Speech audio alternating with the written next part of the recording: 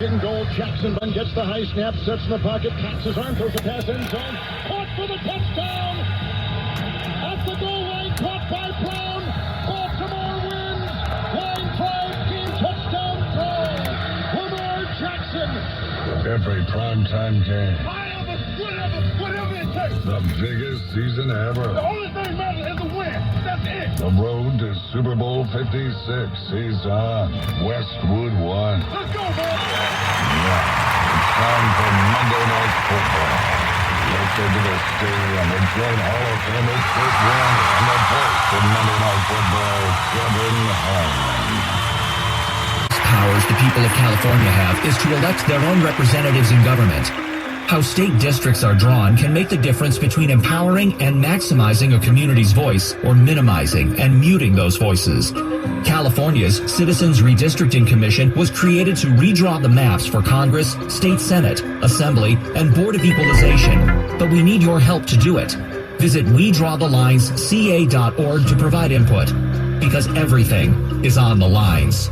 For just $30 a month, go to puretalk.com and enter promo code HALFOFF, and you'll save an additional 50% off your first month. That's puretalk.com, promo code HALFOFF. From the virus known as Uncle Sam? That's right. Big Lou and Term Provider have the only single-dose solution in town, a $1 million term life insurance policy. Yep, a $1 million term life insurance policy with no side effects. One call to Big Lou can lead to an entire estate vaccination that'll provide 100% guaranteed protection against estate taxes and debt, even if you are a bit porky or have a splash of sugar diabetes. In fact, a 50-year-old male may qualify for $500,000 of coverage for less than $100 per month. $1 million for less than $200 per month. Call Big Lou at Term Provider to get the service and price you deserve with zero side effects. Call 800-555-2085 right now. 800-555-2085. Remember, Big Lou's like you. He follows the science, too. Call 800-555-2085 or visit biglou.com. New school, new job, new home. Change is hard and can leave you feeling isolated, and divorce delivers one of life's hardest blows. The relationships you counted on are suddenly gone, but you don't have to walk through this alone. For more than 30 years, Cordell & Cordell has guided men through the challenges of divorce. You're not alone. Call Cordell & Cordell. Schedule an appointment with one of Cordell & Cordell's Sacramento area attorneys. 500 Capitol Mall, Suite 2060, Sacramento, California, 95814. It's important to know the symptoms of COVID and its variants. Fever is the leading sign of COVID and the flu, so make sure Exergen temporal scanner thermometer has been proven accurate with more than 100 clinical studies. Non-contact thermometers have no clinical evidence behind them, and you cannot rely on them. Be vigilant and seek medical advice at the first sign of fever. Learn more at Exergen.com. Here's a fizz.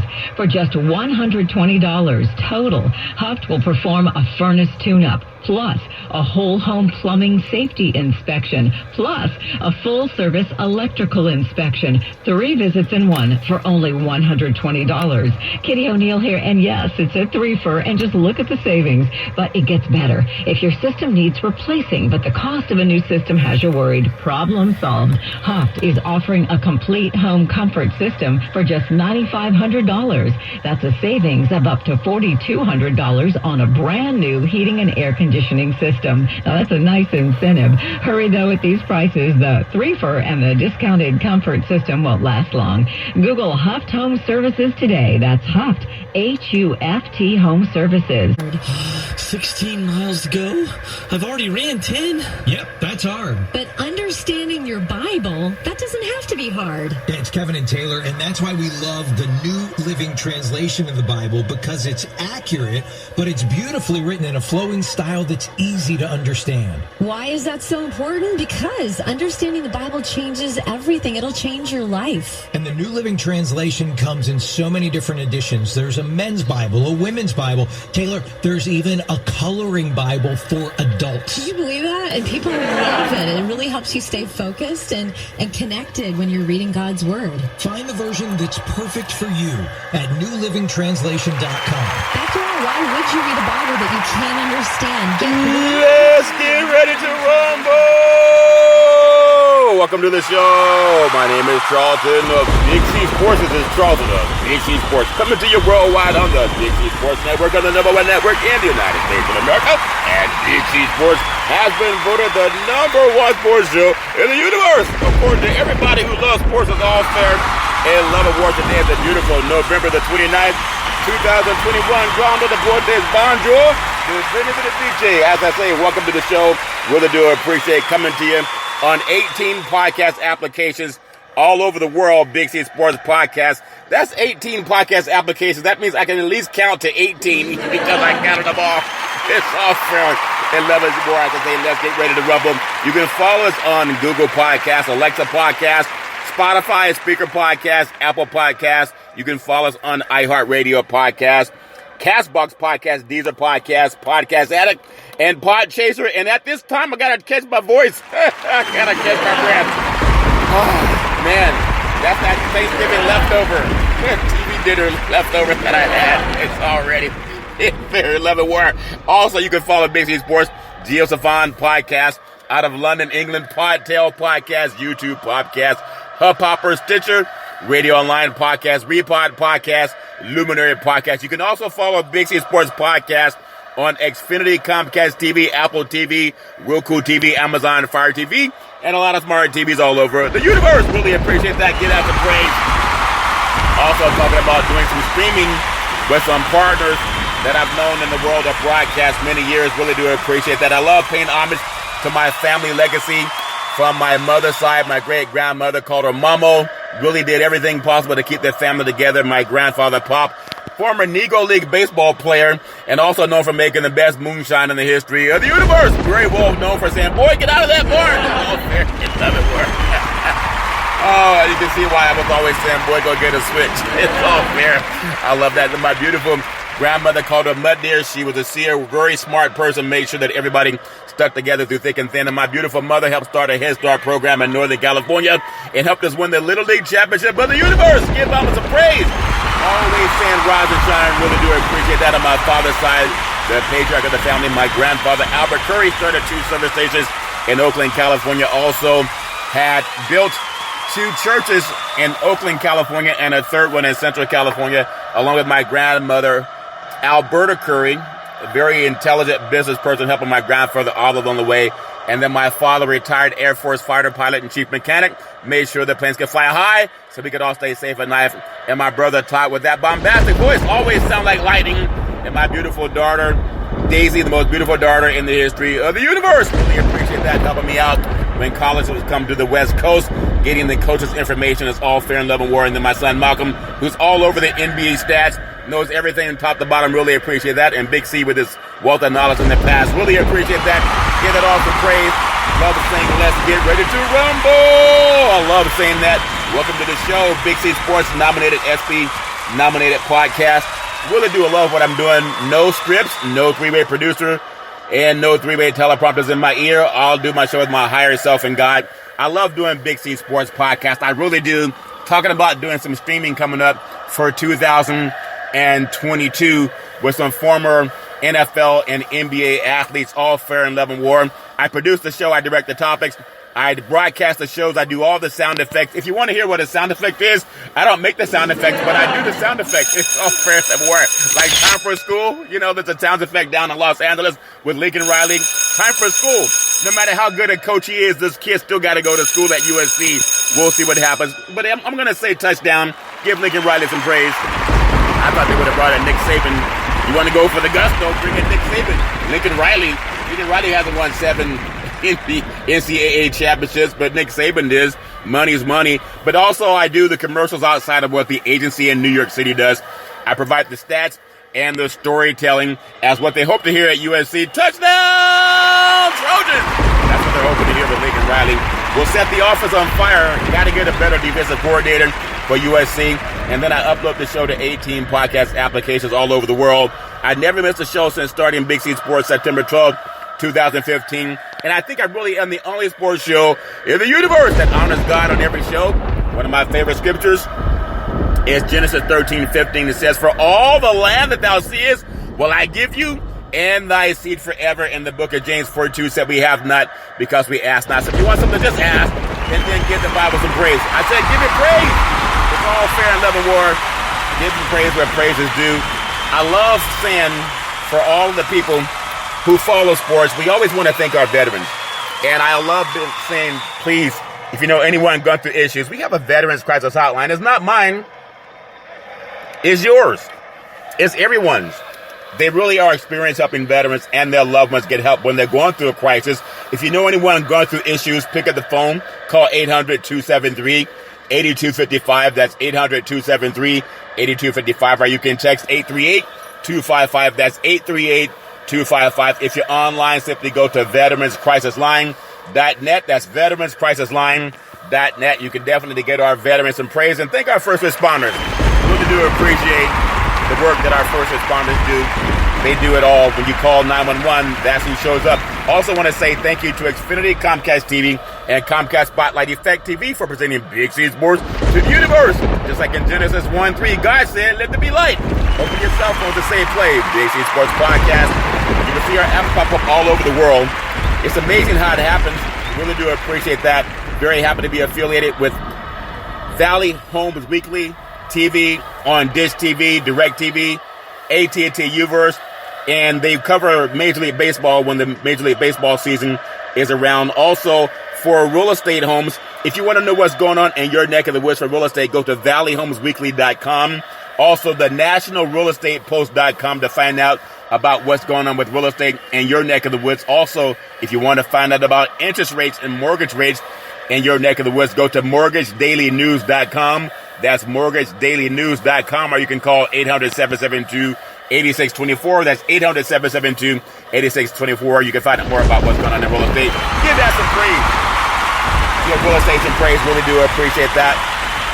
Also, with the Big C team, there's a lot of stuff going on in the world of betting. If you're going to bet, never bet more than you can afford to lose. There are always people that tell you they have the winning game and they have the right number to bet and the right game to bet. But they don't cover your money if you lose, so never bet more than you can lose. A lot of guys get hurt this time of the year trying to make their dreams come true, putting down money they need for money that some guy calls you over the phone and say, hey, Carlton, I got a deal for you. It can't lose. If it can't lose, why are you getting more people involved? Give common sense some praise. Give common sense some praise. It's all fair in level war. I also want to say thank you to Budweiser Zero. It has 0% alcohol, but it's 100% honest game. Sports fans, when you're watching the big game, you want to eat with the Big C burger. It's a tasty burger, and it comes with what's all this exotic meat? And exotic meat means that it probably tastes better in your mouth than it does in your hand, and I can guarantee that. It's all fair in level war. I want to touch on some things that are happening in the world of sports. And, of course, we had some NBA basketball. I'm going to touch on the NBA schedule for tonight. Steph Curry dropping 33 last night against the Clippers in Los Angeles. Had a little bit of dust up with the official. Nothing wrong with that. It's all fair and level war. The Warriors are now 18-2 on the season. And it's good for Curry to do that. Duke and their big showdown with Gonzaga, knocking off Gonzaga. And that's great for Coach Krzyzewski to have that. This is supposed to be his final year, depending on how much money they threw at him. But that was a big-time win for Duke. And then Gonzaga, those two teams going at it 1-2. Going to talk also about some college football, what happened over the weekend with the big games. Congratulations to the, I guess you could say, who's got it better than us? Nobody. The great Jim Harbaugh. And Michigan finally knocked off Ohio State, the Ohio State Buckeyes. You have to be nuts not to like what Michigan did. If you're a Michigan fan, it's all fair in level war. Also some college bowl game projections. A lot of good things going on. I want to start just to talk on what happened on the West Coast, and then I'll get into college football and some NFL too. We have Monday Night Football tonight. But the talk on the West Coast with USC football Trojans bringing on Lincoln Riley, again, who's never won a bowl championship. Okay, he's been a part of it. I think they've been in there 3 times since he's been at Oklahoma. I think he's 55-10 overall as a coach. And they've lost to LSU, Alabama, and Georgia in the bowl games. That's the conference that Oklahoma's going to. So Lincoln Riley's had a chance to see what his style of coaching does in the SEC. People don't look at that as much. They say, oh, he left because of the money. Well, that may be so, but he also saw the preview of what life was going to be like in the SEC He's already lost a bowl game in the Final Four he lost to Alabama. It was a high scoring game, but they lost. Lost a high scoring game to Georgia. That was actually in the Rose Bowl. That was also a high scoring game. And then lost a high scoring game to LSU. So he's already had a preview of what the Big 12 was losing in Oklahoma going to the SEC. And he comes out to the Pac-12 where you're not going to find as much top to bottom top teams because the Pac-12 is, because of Title IX, they sponsor more sports too. You don't have as many sports being sponsored all around in the country and in other conferences like the SEC or even the Big Ten. But if you look at his coming to USC coming out party, I still think it's a good hire. You can't knock it. There's so many top college football prospects that are already decommitting to other programs. Several have already decommitted from Oklahoma and are going to follow Lincoln Riley to USC. If you get a chance to coach USC football, you're in a basin of 20 million people in the LA basin. California has over 40 million people, and that's for the ones who were counted. There's probably another 5 million more that haven't been counted. But they announced the hire of former Oklahoma head coach Lincoln Riley, and I congratulate the hire. I still would have said, look, you're giving guys Mel Tucker, who never won a championship in the Big Ten, never won a championship in the Pac-12 when he was at Colorado or at Michigan State. But Tucker's a good coach, but they gave him $95 million extension.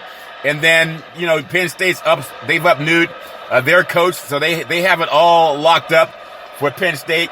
And people are just throwing money. Maybe it's Bitcoin. Maybe the cryptocurrency, they call it Staples Center is now crypto.com arena. Maybe they're paying him in cryptocurrency, whatever it is. It's a good pickup. He's picked up a lot of money in his bank account. Nobody really knows what it is, but it's supposed to be over $100 million. And when you think about what LA needs, the Coliseum, if you've ever been there, they've just renovated. I think they spent about $300 million to renovate it when the Rams came. But it's still an older stadium. I believe it was built back in the 1912, I believe. They've hosted baseball, Major League Baseball. They've had Olympics there. Of course, the 84 Olympic was great.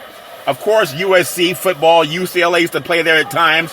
They've had the Rams be the home stadium for the LA Rams when they started out. Even the Chargers, when they started out back in 1961, the LA Chargers, they played at the Coliseum too. But they've had so many events. USC athletic director Mike Bohn, he's announced the hiring of Riley. It was actually announced Sunday, just one day after they lost to BYU in a close game at the Coliseum. At least they played them close. But USC, they have too much talent to not be in the top 10 every year. If you compare USC to Alabama, before Nick Saban came there, they weren't a household name, Alabama. They've had their runs of winning and losing seasons. And Alabama was at the Miami Dolphins, and he said he would not go back to college football. He went back to college football, and he's just been successful because of what Alabama is. But Alabama also comes out to California and grabs a lot of that top talent. I think Lincoln Riley, maybe because he's a younger man, will be able to do what Pete Carroll did about 20 years ago, and that's to go into the neighborhoods in Los Angeles and tell the kids why you should stay at USC. You know he's going to have Heisman Trophy-style quarterbacks. That's going to be, it's known as Tailback U, but Riley's known as a quarterback developer, whether it was Jalen Hurts or Kyler Murray or Baker Mayfield. He's done that. Spencer Rattler, same thing. I hear he's going to be coming out to Southern Cal. He will recruit some top athletes to come to L.A.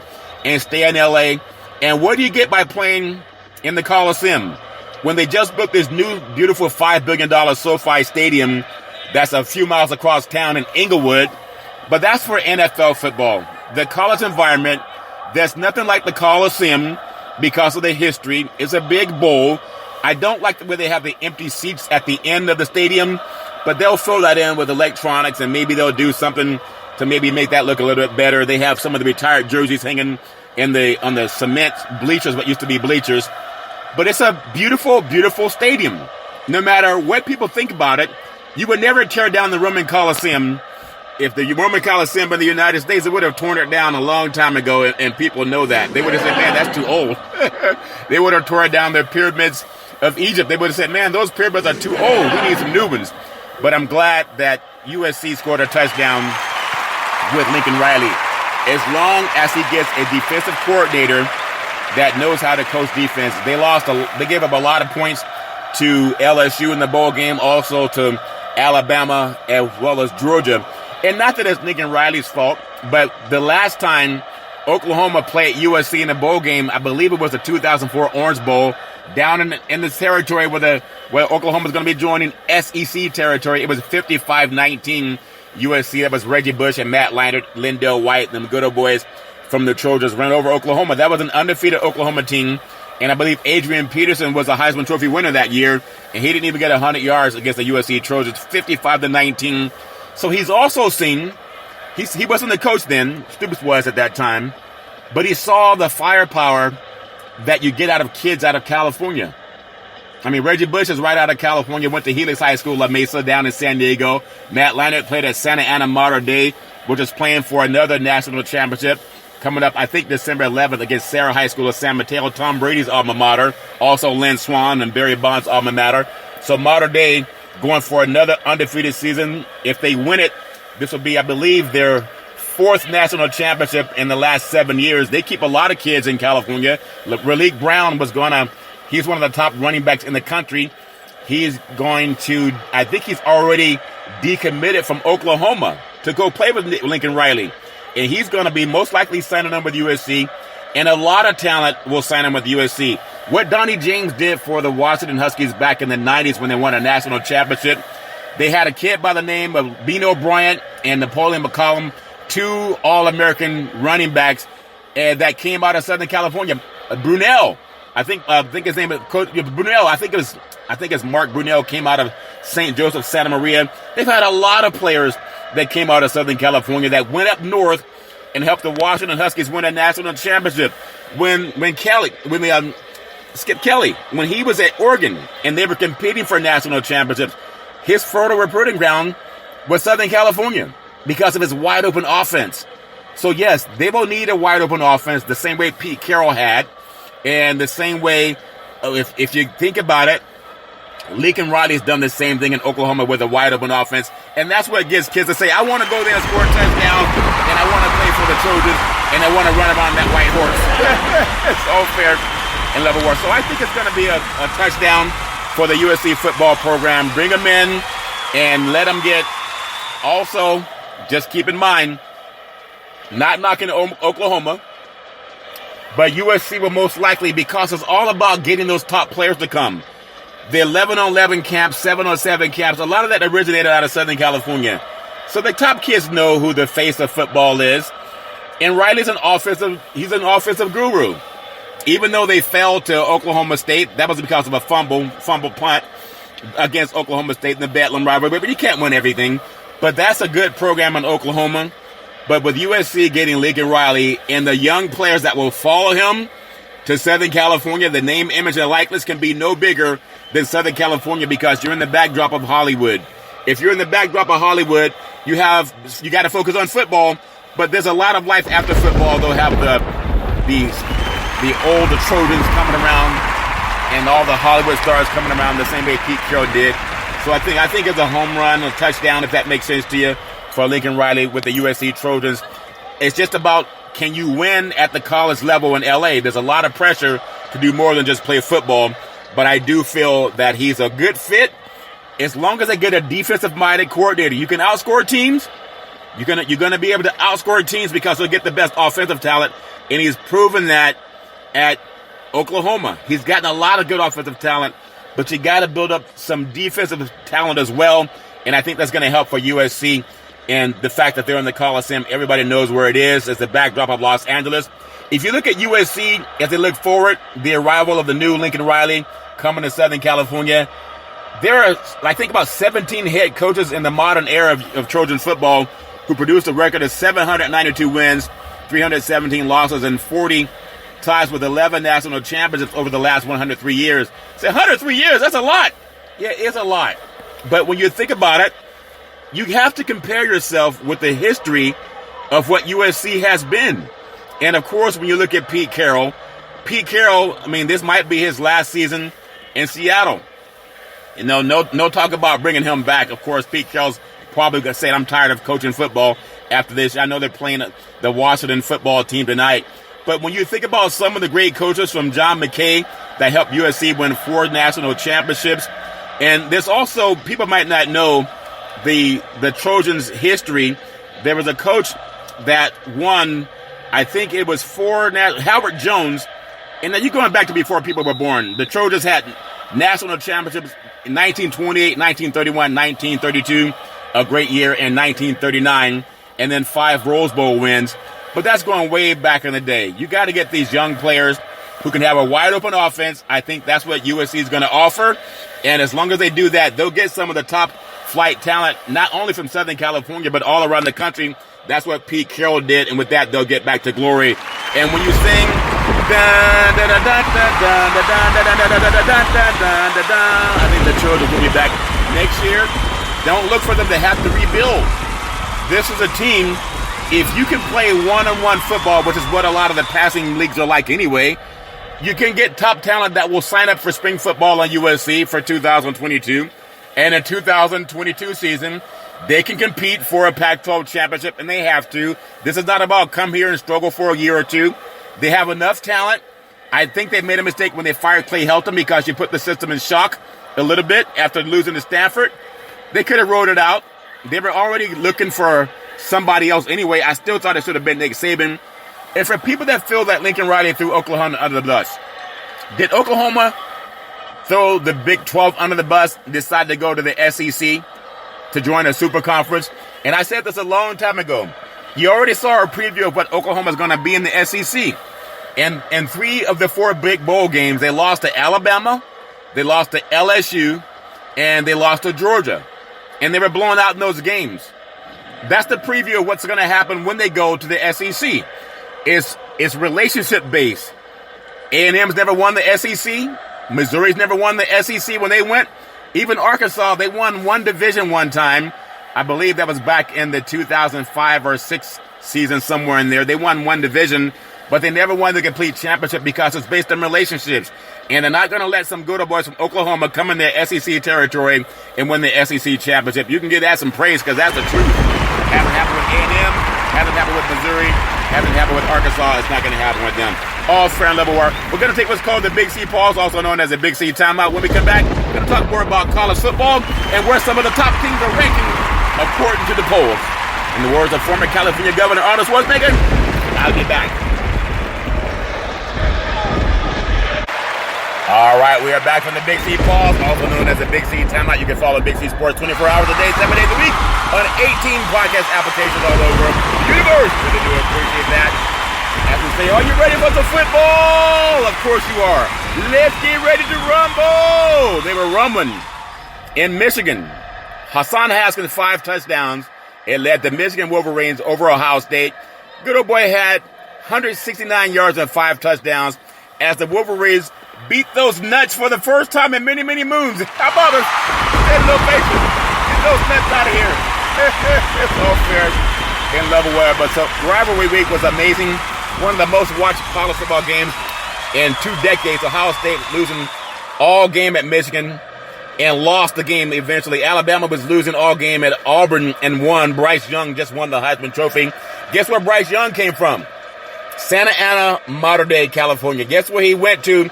Committed before he decommitted. He committed to USC and decommitted to go play for the Alabama Crimson Tide. And he just won the Heisman as a freshman with his comeback win, 97-yard drive versus Auburn. That's just my opinion. You can't find anywhere more clutch than him. Also has a national championship. Actually has 2 it was 1 national championship under his belt at Mater Dei in Santa Ana in high school. And so the final week, 2021 college football season, it was like a championship weekend. For anyone that says we don't need a playoff system, we do. Look at how exciting it is when teams can feel like they're a part of it. I'm just going to run down some of the Big C's top college football programs, and everybody has their own opinion about who they are. And to argue about who are the top 10 teams or who are the top 15 teams, everybody has their own say-so.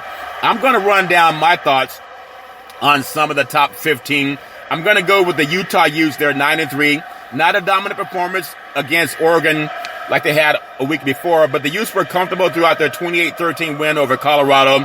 Travion Thomas, 142 yards, and TJ Pledger, 103 yards. Both topped the 100-yard mark on the ground. Utah's playing its best football so far, and when you think about it, they've matched its best regular season record since the conference expanded to 12 teams back in 2000. That's 8-1. The only loss came to Oregon State. Number 14, it's okay, Oklahoma. You left the Big 12, and Lincoln Riley left you. All's fair in love and war. But you got a preview of what it's going to be like in the SEC. Pull up those old tapes of Oklahoma versus Alabama, Oklahoma versus Georgia, and then also Oklahoma, they had another game against LSU. They lost all of them because it's all about politics also when you go to that conference. But the Sooners gave Oklahoma State the defense all it could handle early, but the Cowboys were just a lot. They wouldn't quit. For the first Bedlam series since 2000, OU's defense couldn't hold them down. The offense did not score after halftime. Oklahoma State's pass rush generated 26 pressures on dropbacks, the most Oklahoma's faced since they started tracking them back in 2011, forcing OU signal caller Caleb Williams to keep making plays with his feet. And Oklahoma has 6 runs of 6 straight Big 12 titles. That's over. And now Lincoln Riley's coming to Southern California. Think about that. So much for the talk of going to LSU. If you can coach in college football, you go to LSU or USC, go to USC. There's so much more to offer in life in Southern California than there is in Baton Rouge, Louisiana. Number 13, Big C's Power Rankings. College football, Pittsburgh Panthers. They are 9-2. Not really since Dan Marino left, and Tony Dorsett. They haven't garnered national attention, but a slow start for the half. Pittsburgh Panthers eventually found themselves on the right track with a 31-14 win over Syracuse. Hasn't really been a top-notch program since Donovan McNabb left there. But they did get their 10th win of the season. Kenny Pickett finished the game passing 28 of 38, 209 yards of 4 touchdowns. And the next challenge comes in the ACC title game against Wake Forest. How the ACC has fallen for the title game. No Florida State versus a school like a Clemson or a Miami. We're seeing Pitt versus Wake Forest. Not even North Carolina. All fair and love and war. Things change. I'm going to look at number 12 in Big C's Power Rankings. The Oregon Ducks. They're 10-2. Really make it look easy. When Varner went down with an injury against Stafford, their season changed.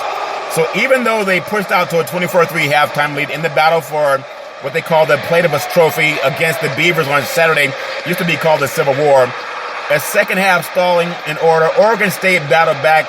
Again, this same Oregon State beat Utah, which beat Oregon. It's all any given Saturday. But Oregon, they're still a good team, just not a dominant team. And now with USC bringing in Lincoln Riley, who's going to be offensive-centric and not afraid to throw the ball downfield, I think USC will be favored to win the Pac-12 South as soon as 2022. But you think about Oregon, what they've done, a balanced offense, 275 yards in the air, 231 on the ground. The Ducks were able to wash out that bad taste they had in Utah, and they lost to Utah 38-7. In fact, that game was sponsored by the Big C Burger. It's a tasty burger to cuss with. What's all this exotic meats? Last I checked, a beaver and a duck are exotic meats, all fair in level war. In Big C's Power Football Rankings, the BYU Cougars are 10-2. And USC, if you watch USC put up a fight against BYU, you just wonder what happened to all the top flight athletes. They're still there.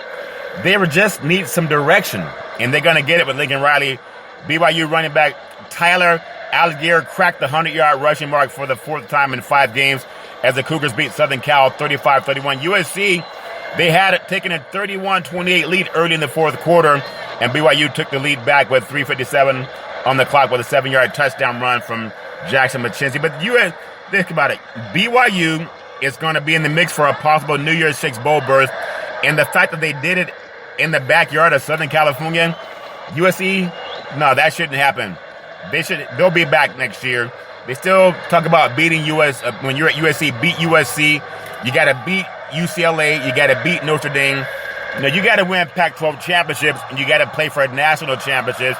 And that's more important than beating UCLA and beating Notre Dame. Number 10, they had a big drop.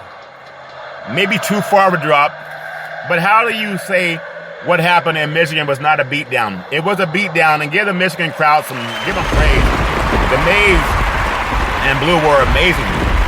I love Michigan's all-black uniform. Actually, it's all blue, dark blue. Wear that jersey, get rid of those gold pants, because they looked like they were part of a military machine. I think it was amazing how Michigan looked in that setting with the snow. Ohio State never seemed to get they were they couldn't shake those nuts out of their socks, if that makes sense. But after looking like a team they've always hoped to be the past 2 weeks, the Buckeyes, they just didn't play well.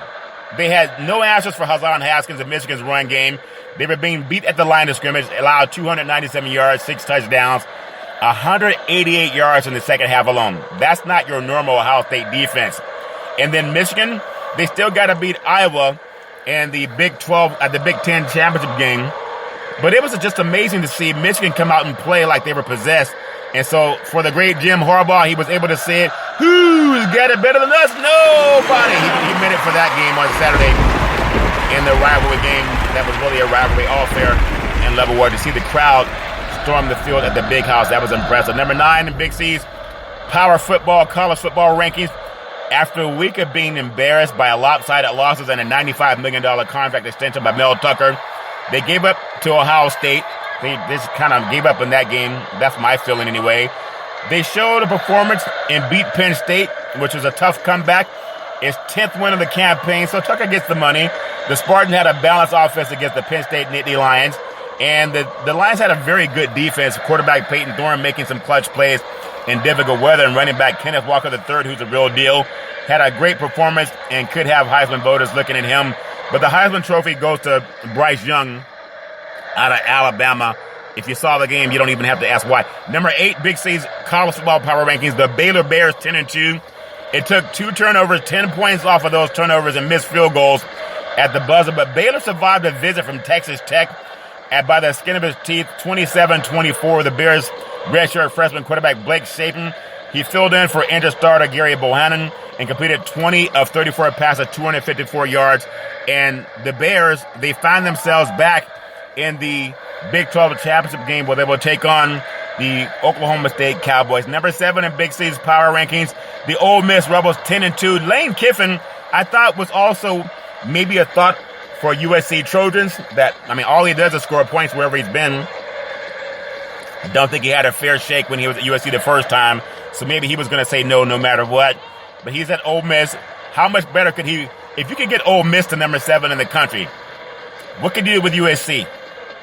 Less talent than what you have at Oklahoma, but they've already danced that dance. So Lane Kiffin, the Rebels, secured their first 10-win season in school history. The first 10-win season in school history, and he should have been up for a USC consideration, and I'm sure he was, but sometimes bad blood exists.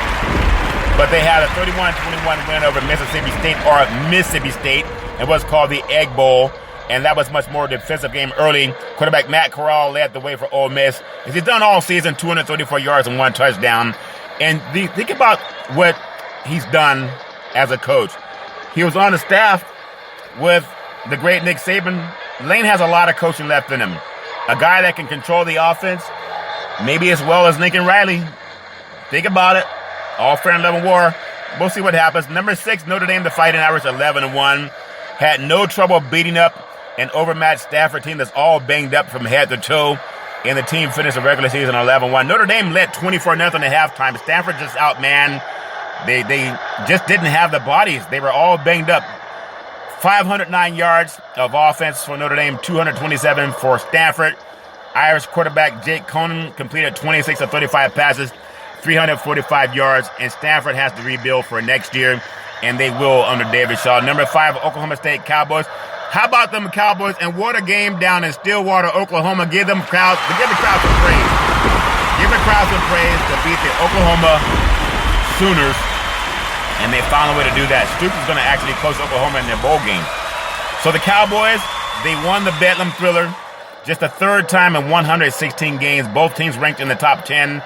And they traded punches. Oklahoma, because they had a fumble of a punt return late in the game, that really cost them. But Oklahoma clamped down to finish 11-1 regular season. This same Oklahoma State team, I saw them play Boise in the blue turf, and Boise nearly won. But they missed a field goal at the end of the game, and Oklahoma State walked out of Boise with a win on the blue turf. So I picked Oklahoma to win that game, and they would have had they not had that fumble. But it's all fair and level war. You got to give Oklahoma State some credit. They did what they had to do. I'm going to look at the number 4 Alabama and Crimson Tide. They are 11-1, and it was one of the worst performances of Nick Saban era until Bryce Young got it. I mean, they had so many players that were banged up, players ejected out of the game. Offensive line was not very good at all. a lot of mistakes in that game, including a bobble snap on a field goal attempt, an ill-advised targeting penalty that knocked Jamison Williamson out of the game, Alabama's best receiver, out of the game. And then everything changed with about 1:35 to play in regulation. Heisman Trophy quarterback Bryce Young, I said he'd be in the Heisman when the season started, and you can see why. I saw him do it in high school. He's doing it now. He has another year at Alabama, and maybe look at the NFL. He reminds me of Russell Wilson, and he'll remind you of it too if you watch him play enough. But he saved his best for last, as well as the Heisman Trophy hopes, by leading a 97-yard game-tying drive and then winning it in the fourth overtime with a 2-point conversion pass to John Mechie III. But Bryce Young's the real deal.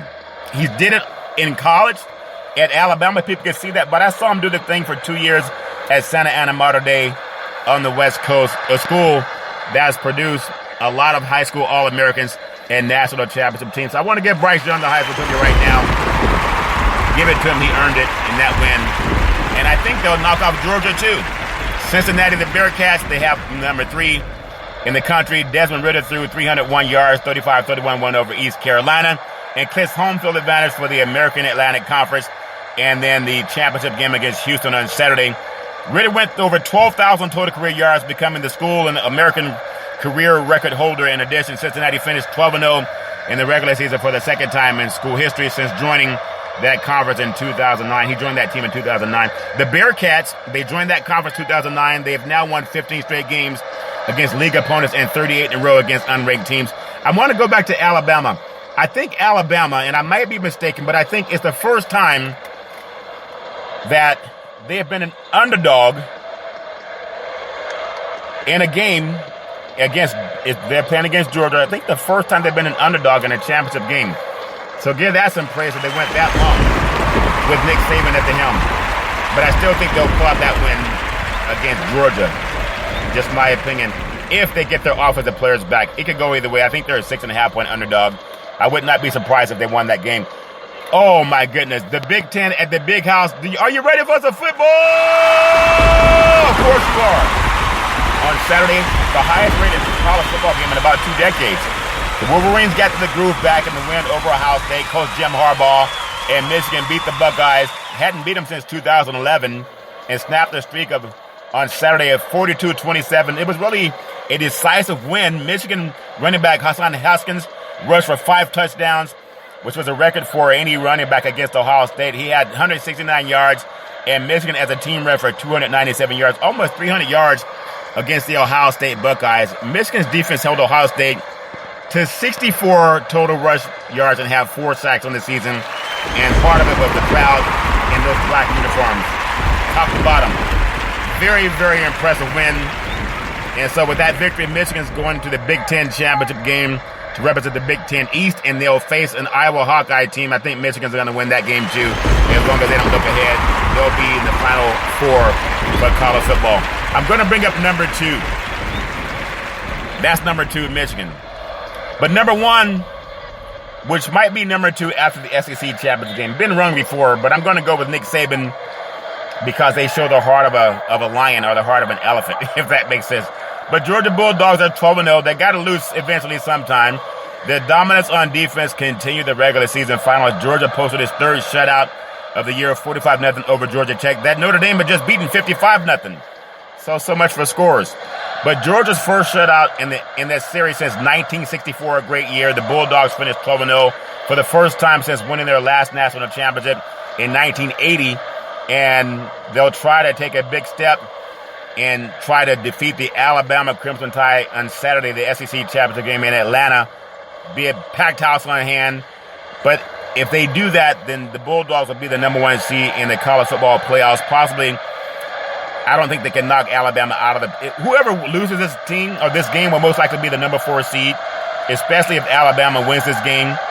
But Georgia's freshman tight end, Brock Bowers, he had another big day at Tech, but Tech has given up. They're beaten up. They've given up on the season. But that's my top 15 for college football power rankings. It's all fair in love and war, as we say. Are you ready for some football? Of course you are. We're going to take the big C pause and come back and touch on the NFL. In the words of former California Governor Arnold Schwarzenegger, I'll be back.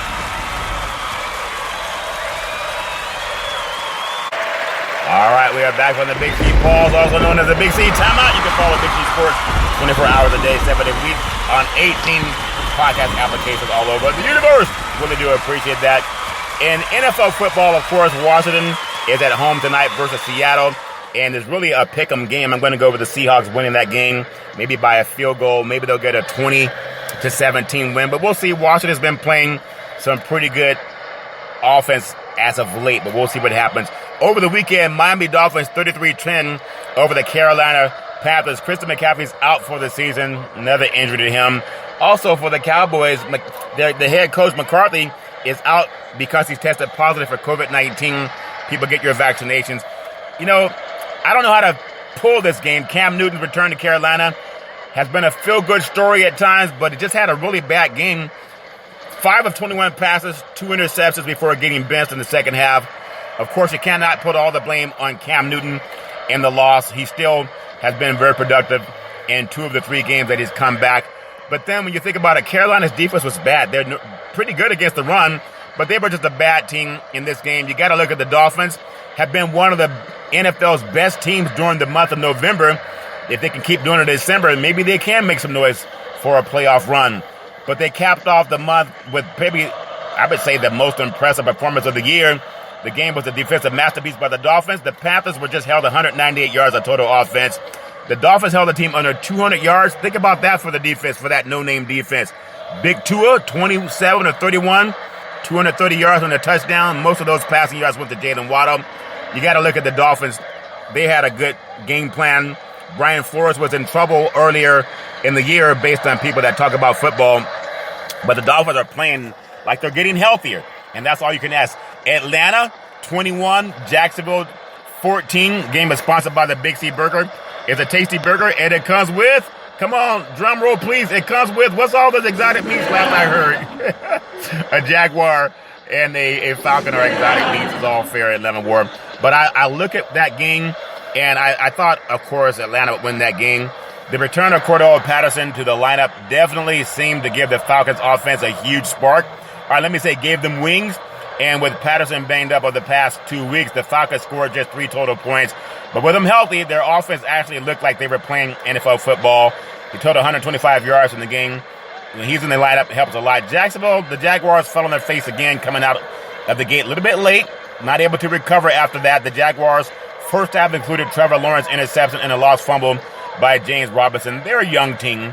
But you got to go with Matt Ryan going up against Trevor Lawrence. And the Falcons did go in and put that game to rest. They got to win, and they needed to win that game. New York Jets 21-14 over the Houston Texans. New York, solid gets the win. If you can run the ball and play defense, you can win games in the NFL. And they did that. The Jets defense terrorized Tyrod Taylor, sacking him 5 times, with 2 of those sacks coming from John Franklin Myers. And when you think about it, might be the MVP of the game. When I think about the Texans, they actually looked somewhat impressive early in the game, fell out to a 14-3 lead, but their offense absolutely disappeared in the second half. They're just a bad team. They got out to a bad start this year, and the Texans totaled just 45 yards of offense in the second half, which was the 5th lowest second half yardage of the season in franchise history. All fair and level work. When you think about another team that just, I don't know what happened to the Pittsburgh Steelers other than they got a large dose of whipping from the Cincinnati Bengals, 41-10 over Pittsburgh. Thoroughly beaten up on both sides of the ball. Big Ben, man, don't know what to say. I kind of pull for Big Ben, but that's history, it seems. The offensive line was no match for the Bengals. Talented defensive front, led by Sam Hubbard. Again, this Bengal team lost to the Jets. But Sam Hubbard and Trey Hendrickson, without a running game, the Steelers relied too much on Big Ben, who just doesn't have it. He was let down several times in the first half by Chase Claypool. The duel's 41-yard throw and catch set up Pittsburgh only scored the first half. But Pittsburgh, they just have to rebuild, and they got to do it sooner than later.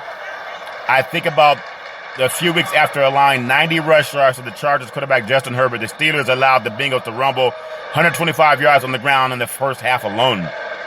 And then the loss of the linemen Tyson Alula and Stephon Tuitt clearly hurt the Steelers defense. That's what happens when you have injuries. But give the Bengals some credit. Joe Mixon, he actually ran for 49 yards on the Bengals' opening drive. And it set the tone. Strong running game. really a beatdown. Najee Harris caught 14 passes, 102 yards. I thought he would have been more of a force on the ground, but they just didn't have it. The Steelers, it's just one of those games you throw away, like when Dallas lost to Denver. Just say they choked up a loss, if that makes sense to him. Tampa Bay Buccaneers defending Super Bowl champion Tampa Bay Buccaneers. Them good boys with a 38-31 win over Indianapolis because Indy they refused to run the ball as much as they should. Wasn't pretty for their offense, but touchdown Tom Brady fought through it and helped them hold on to a big win. Leonard Fournette and Rob Gronkowski was able to make up the side of the offensive scoreboard. The second quarter beyond, none of it would have been possible without the great play by their run game. I mean, I really like the defense for the Bucs, including sack fumble recovered by Shaq Barrett and intercepted by Antoine Winfield. 2 takeaways, leading to 10 points on offense. But think about it. The Colts, I've always thought if they're going to win this game, they got to run the ball. Not many believe the Colts would manage to upset the Buccaneers. And when you think about it, that's why they were underdogs. But they took it personally, and they got Carson Wentz involved in the game too much. I just thought had they run the ball more, they would have been able to maybe win that game. Their defense was stout, completely shut down Brady in the first quarter. Brady woke up in the second quarter. So did Carson Wentz and the Colts offense. They were just going back and forth. I still thought the Colts needed to run the football more, but they didn't do it. That's how the West is won, if that makes sense to you. I want to go New York Giants 13-7 over Philadelphia. Jalen Hurts had a good game, but 2 receivers dropping 2 touchdown passes late in the game cost them. Their defense deserves a better grade. Stifling Daniel Jones and Saquon Barkley and company almost every time they needed to, they had to stop. And when you think about it, their offense completely blew this game and their chance at a playoff. Jalen Hurts was dynamic as usual, and Nick Sirianni seemed to unlock the comeback by sticking to the ground game, but it proved too little too late. Hurts and Jalen Rigger taking turns outdoing each other and then had some miscues in the passing game. But if they had better receivers to catch the ball, that the Giants would have lost that game. The Eagles would have won. All fair and level war. You got to give the Giants credit. A win is a win, and they found a way to get that done. So congratulations to them. New England Patriots, maybe the best team in the AFC. They'll find out when they play Buffalo soon.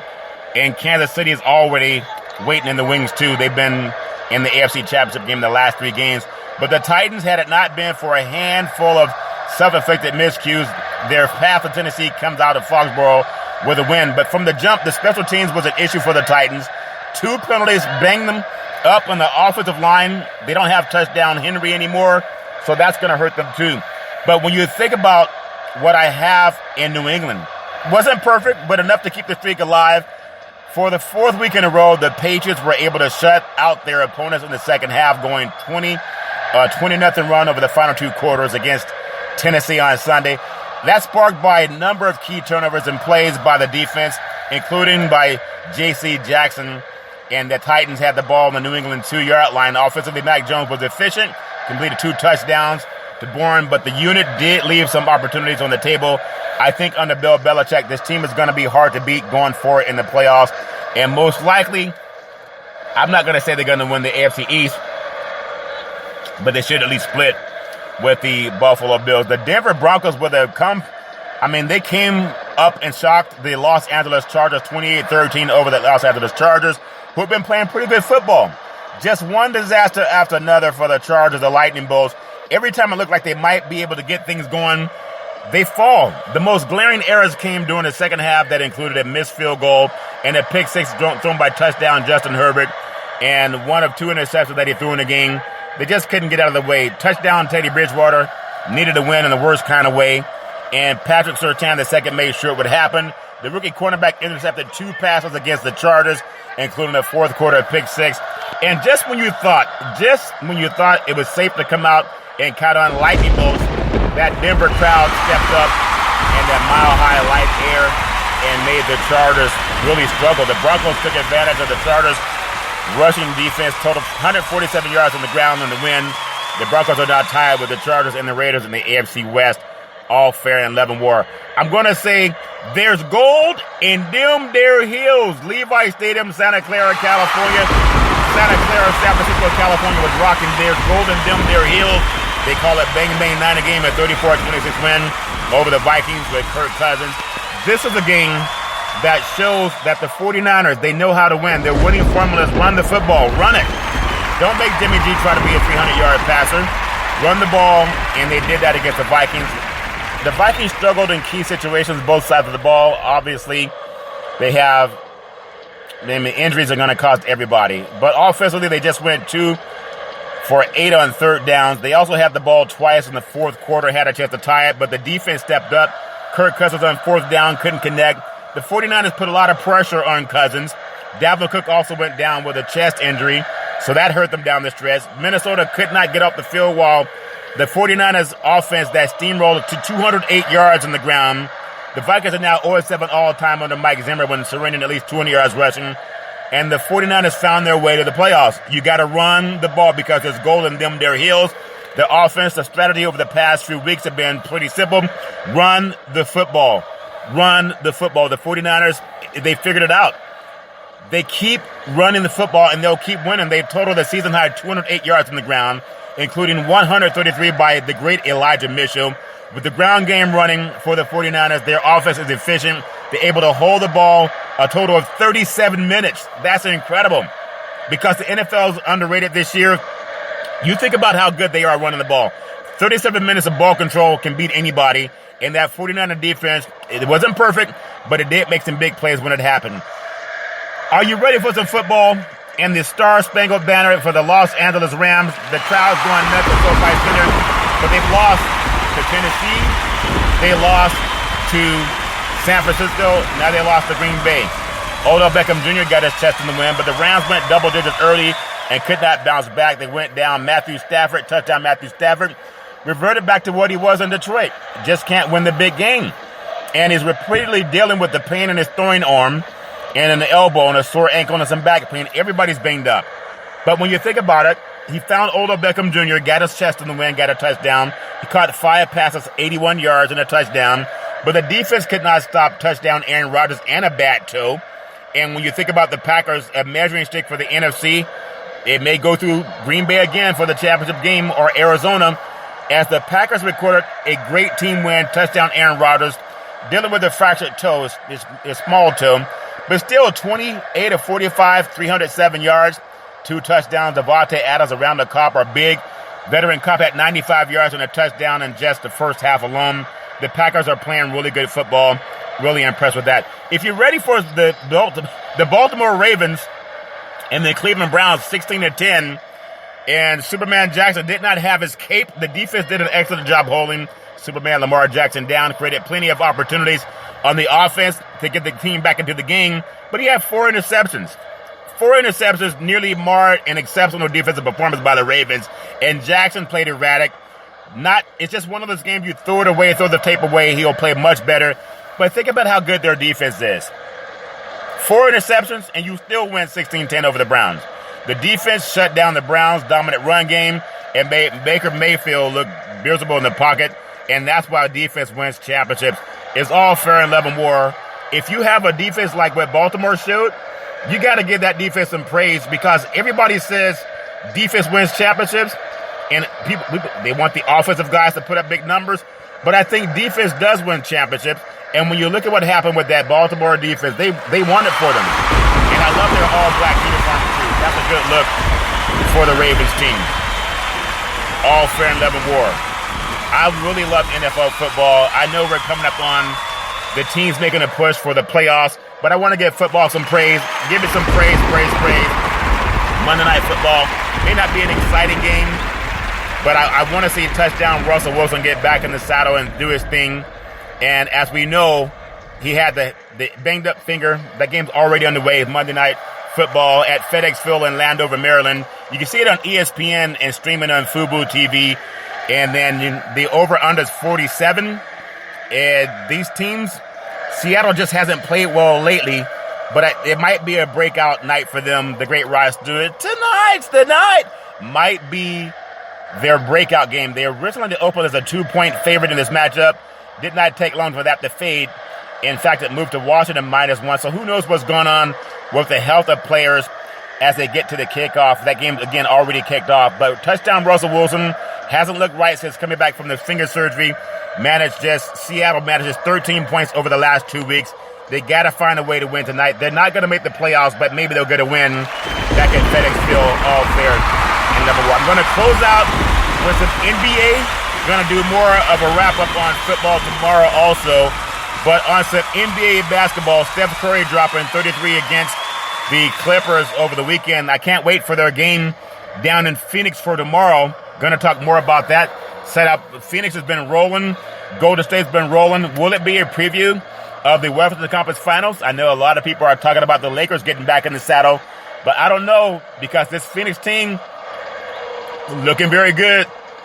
We know that Golden State's looking very good too, but that's going to be for tomorrow.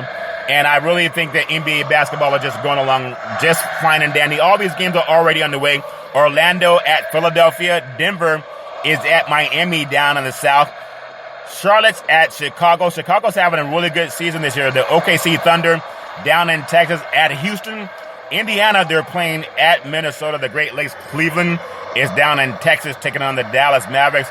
And Washington's in Texas as well, taking on San Antonio. Portland up in the Wasatch Mountain taking on the Utah Jazz.